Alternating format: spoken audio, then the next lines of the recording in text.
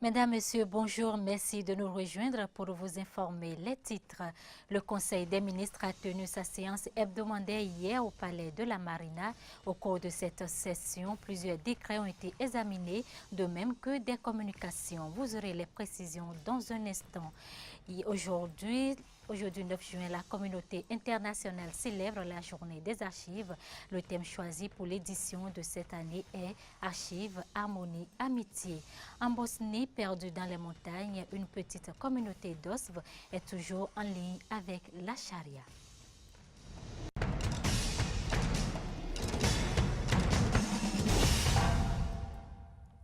À tous, bienvenue dans ce journal. Ouvrons cette édition par le Conseil des ministres qui s'est tenu hier au Palais de la Marina. À la fin des travaux, le ministre d'État Pascal Irénée Koupaki, secrétaire à la présidence, a livré à la presse le résumé de la réunion hebdomadaire du gouvernement. On écoute ici un extrait de sa déclaration. Le Conseil des ministres a tenu sa séance hebdomadaire ce mercredi 8 juin 2016. Le président de la République, chef de l'État, chef de gouvernement, a présidé la séance.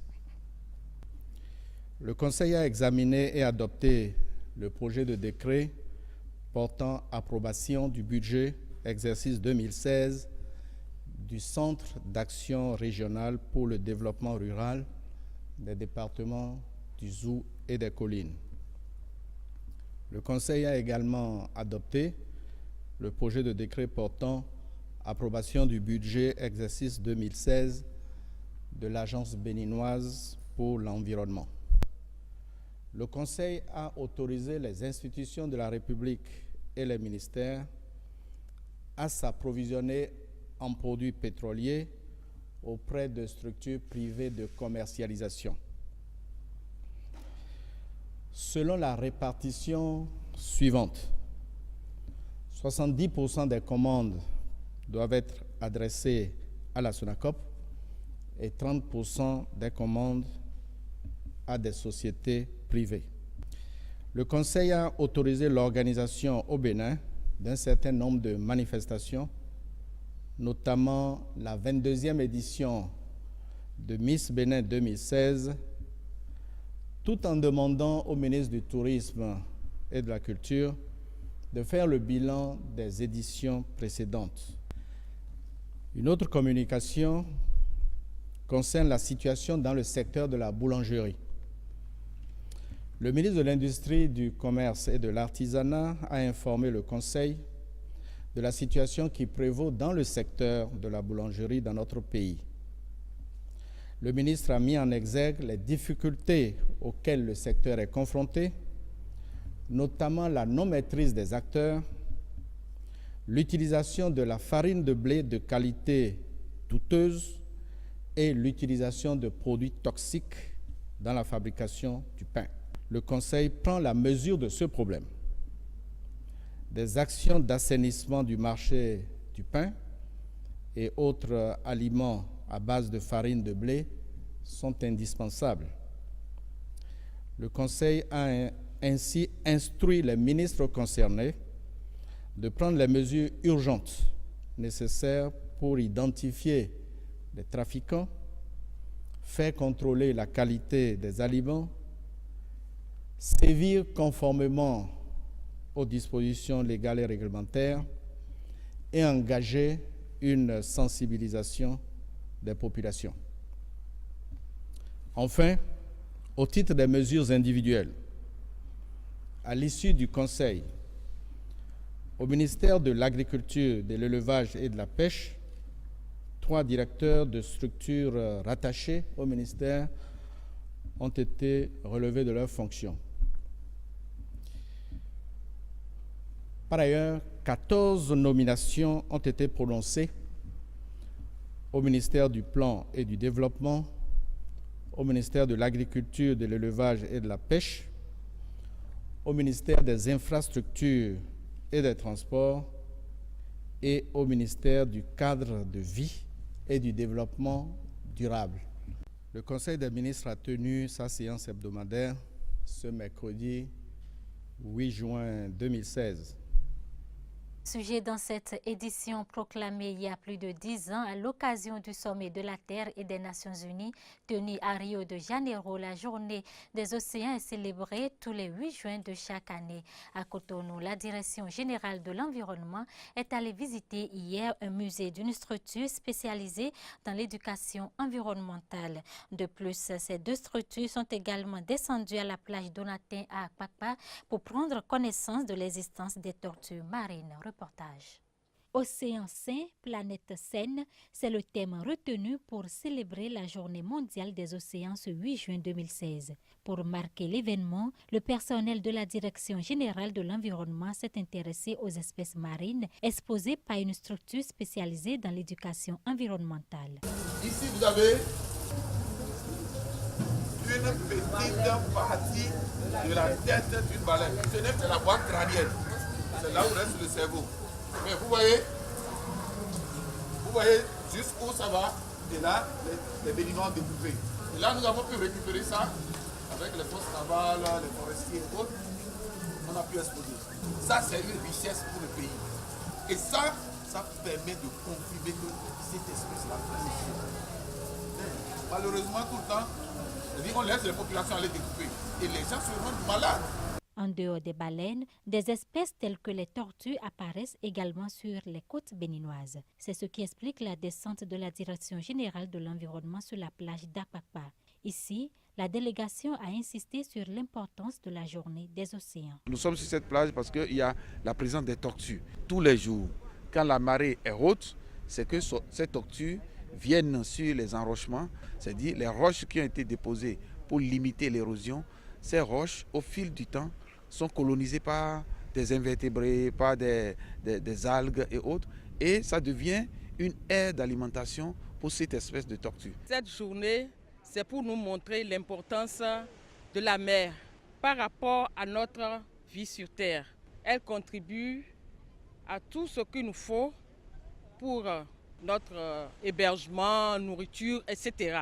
Malheureusement, les pressions humaines telles que la pêche illégale, les pratiques d'aquaculture non durables, la pollution marine et l'acidification des océans ont des effets néfastes sur les plans d'eau. Il y a près de 80% de la pollution qui est due à la pollution terrestre. C'est surtout les déchets plastiques qui constituent un énorme danger pour les ressources marines. Des actions de protection et de sauvegarde doivent être mises en œuvre pour éviter la disparition de ces espèces marines. Et si cet habitat est respecté, est conservé, c'est que ces tortues viendront toujours là et pourront devenir peut-être, cet espace peut devenir une source de devises pour notre pays. Ça veut dire que des actions prochaines à faire avec l'autorité, c'est d'étudier les possibilités de transformer ici en une aire protégée pour pouvoir aider la biodiversité et aider les communautés locales. Les actions de sensibilisation doivent continuer et en œuvrant à la protection de l'océan,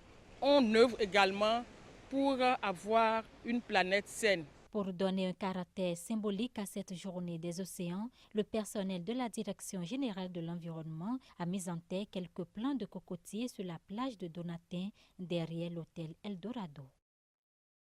Dans la même perspective, aujourd'hui 9 juin, la communauté internationale célèbre la journée des archives. Le thème choisi par le Conseil international des archives pour l'édition de cette année est Archives, harmonie, amitié.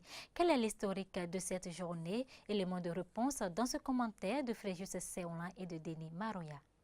En 2004, au cours du Congrès international des archives à Vienne en Autriche, 2000 participants avaient adopté une résolution demandant aux Nations Unies de créer une journée internationale des archives. Mais déjà à l'époque, certains États avaient opté pour la célébration de la journée nationale des archives. Une démarche qui vise à interpeller le monde sur l'importance de la conservation de toutes sortes de documents liés à l'activité des hommes. Pour répondre à cet appel, En 2005, lors de sa 33e session, la conférence de l'Organisation des Nations Unies pour l'éducation, la science et la culture, UNESCO, a proclamé le 27 octobre Journée mondiale du patrimoine audiovisuel. Un signal fort avait été alors lancé pour encourager le public à la conservation des archives audiovisuelles. Mais pour le Conseil international des archives ICA, cette initiative, certes louable, garde un goût d'inachevé, puisqu'il estime que les archives audiovisuelles ne sont pas les seules exposées à la disparition et qui requièrent l'attention des décideurs. L'ICA décide donc de lancer sa propre journée internationale des archives lors de son assemblée générale de novembre 2007. Le 9 juin de chaque année a été retenu comme le jour des archives. Un choix qui n'est pas anodin, puisque c'est le 9 juin 1948 que le Conseil international des archives a été créé sous les auspices de l'UNESCO. Cette proposition trouvera un écho favorable auprès du comité exécutif du Conseil qui l'a validée et fait adopter par la communauté archivistique mondiale dans son ensemble. À l'instar de la communauté internationale, les archivistes béninois célèbrent aussi la Journée mondiale des archives. Pour mieux comprendre l'importance de cette journée, et voici la formation en archivistique prend en compte les nouvelles technologies de l'information et de la communication. Fréjus Seoulan et Denis Marouya ont fait une incursion à l'INAM. Reportage. Source pour toute personne désireuse de connaître des faits du passé, les archives sont un ensemble de documents conservés pour pouvoir prouver des droits ou témoigner de certaines activités. Au fil des années, les méthodes d'archivage se sont beaucoup améliorées au point d'intégrer de nouvelles techniques liées à l'évolution des technologies de l'information et de la communication. Au Bénin, la référence en matière de formation en archivistique est l'ENAM, École nationale de l'administration et de magistrature. Comment cette formation s'adapte-t-elle aux TIC? Présentement, il y a des cours qui sont proposés dans le domaine des archives numériques pour adapter, pour pouvoir permettre aux étudiants d'être en conformité avec les nouvelles technologies de l'information. Il y a des logiciels que des professeurs étudient avec eux dans le cadre de la numérisation, dans le cadre des nouvelles technologies de l'information et de la communication. De plus, l'exigence d'adaptation des méthodes d'archivage aux techniques de l'information et de la communication appelle de la part des formateurs la nécessité de mettre en évidence l'importance des archives. Une archive, ça permet de savoir que telle chose a été effectivement dite, a été faite, a été inscrite dans les documents d'archives. Donc une telle journée, elle est la bienvenue pour que les dirigeants puissent prendre conscience et commencer par considérer, par donner de la valeur aux archives. C'est la preuve de l'existence d'une structure et qui n'a pas d'archives n'a pas d'histoire. Les archives permettent à la jurisprudence de s'affirmer. C'est un élément d'archives. On recourt à la juridiction passée pour savoir qu'on avait déjà discuté d'un problème de telle manière. À partir de quand et comment obtient-on une archive? Une fois qu'on crée un document, il est en même temps un document d'archive. Et on appelle ça des archives courantes. C'est géré au niveau des producteurs, des services, dans leur bureau. Après un certain nombre de temps, ils envoient ça maintenant au service de pré-archivage. Et c'est nous qui gardons ces archives selon un certain ordre et par service producteur. On ne peut pas mélanger les archives de deux services. Et après un certain délai, on peut détruire les documents qui n'ont plus de valeur. Et on garde ceux qui ont des valeurs définitives. Et là, on ne les détruit jamais. Par exemple, les dossiers du personnel, donc on les garde indéfiniment. C'est ça qu'on appelle les archives historiques ou définitives. Cependant, être archiviste n'est pas souvent une tâche aisée et est bien différent du travail de bibliothécaire. Si au départ, les services producteurs n'ont pas respecté les consignes qu'on a données pour la tenue des archives à leur niveau, et ils font le transfert au service d'archives, nous on a un peu de difficulté à traiter ces archives. Ces documents viennent en vrac. Donc c'est un peu fastidieux de faire un tri document par document afin de constituer maintenant les archives.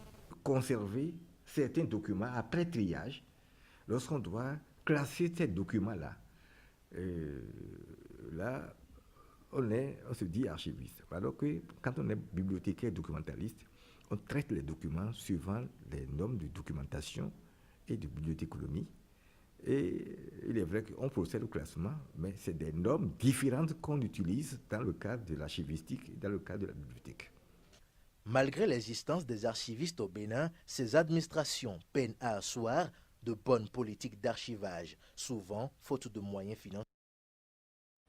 Le reste de l'information sur le continent africain, la dernière résurgence d'Ebola au Libéria, ultime pays encore touché par l'épidémie qui a ravagé une partie de l'Afrique de l'Ouest, est terminée, a déclaré le ministère de la Santé du Libéria. Cependant, le ministère a invité la population à la prudence, rappelant que les précédentes déclarations avaient été suivies de la découverte de nouveaux cas au Libéria, en Guinée ou en Sierra Leone. Ces trois pays ayant été les plus touchés par l'épidémie depuis son apparition fin 2013. Plus de précisions dans nos prochaines éditions. En Bosnie, une communauté salafiste grandit peu à peu. Malgré le départ de plusieurs de ses membres en Syrie et en Irak, les musulmans du village d'Osv qui sont restés veulent toujours garder les pratiques de la charia, la loi islamique. Reportage. Perdue dans les montagnes bosniennes, cette communauté salafiste grandit peu à peu. Ici, une vingtaine de familles affirment vouloir vivre en ligne avec la charia, la loi islamique. Plusieurs de ses membres sont partis en Syrie et en Irak. Le fondateur dit avoir tenté de les en empêcher. Ce sont clairement les personnes qui sont parties d'ici pour la Syrie qui m'ont créé le plus de problèmes. Ils ont d'ailleurs créé des problèmes à l'humanité entière. La police a recensé à travers le pays une soixantaine de communautés radicales. Elles ont été une étape cruciale pour la plupart des quelques 250 Bosniens qui sont partis en Syrie ou en Irak. Ceux qui retournent au pays, encore plus radicalisés, préoccupent les autorités. Ici, en Bosnie-Herzégovine, il y a entre 40 et 50 personnes qui représentent une menace sécuritaire très sérieuse. Certains reviennent ici, d'autres partent à l'étranger, en Europe ou ailleurs.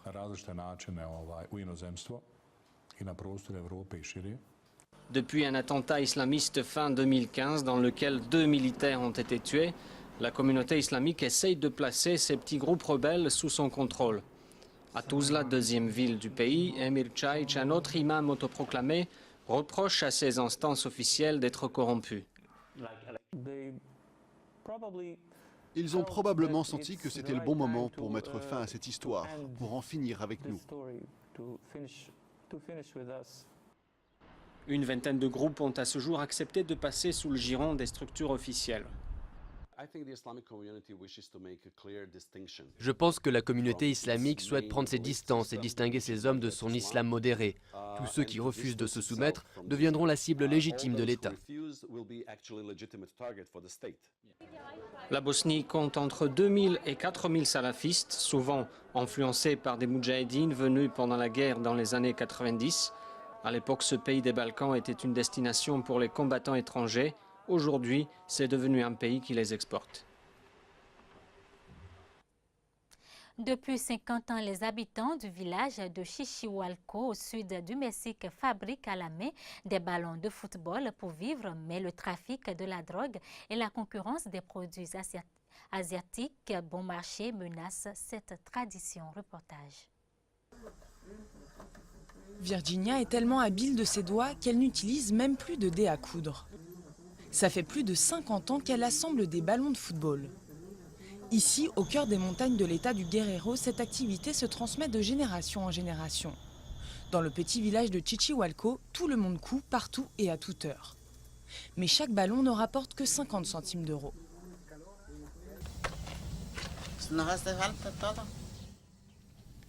Nous manquons de tout. Nous n'avons ni haricots ni sel. Nous n'avons rien.